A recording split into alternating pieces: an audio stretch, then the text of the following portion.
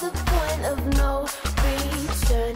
Let go, we can free ourselves of all we've learned. Hi guys, so today I thought it would be fun to do an iPhone unboxing video for you because I just got mine in the mail and I'm really excited about it. I am not a tech expert in any way, shape, or form, but I'm definitely like kind of a nerd and I really like getting new like electronics. It's very exciting to me. I hope it's okay that I'm doing this video, and of course I'm not trying to brag at all. This is just something that I'm excited about and want to share with you guys. And yeah, let's go ahead and get started. So I don't know about other carrier companies, but I ordered from Verizon and they shipped with FedEx, which was really fast and amazing. And inside it just comes with setup instructions on how to activate your phone from home, but I always go into the store to do it because somehow I always mess it up. So here is the actual phone box, and whenever I unbox anything I'm always worried I'm going to mess it up when I cut it open, but anyways, so I'm just unwrapping the plastic from it and finally the grand reveal. I really like the box this year. I like that it's not just plain white, and here is the actual phone.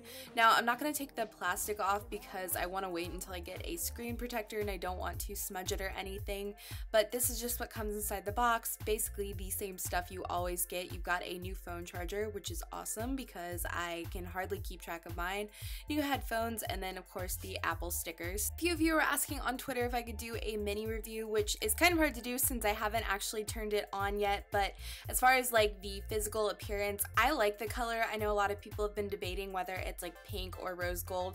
I think it is a little bit more pink tone, but I love the color. I think it looks really great. It is slightly heavier, but it just really feels more durable if anything. So overall, I think it's a gorgeous phone. I mainly upgraded because I wanted the bigger screen, which I regretted not getting last time, and it has 4K video quality, which I think is amazing, and I'll do an updated what's on my iPhone soon.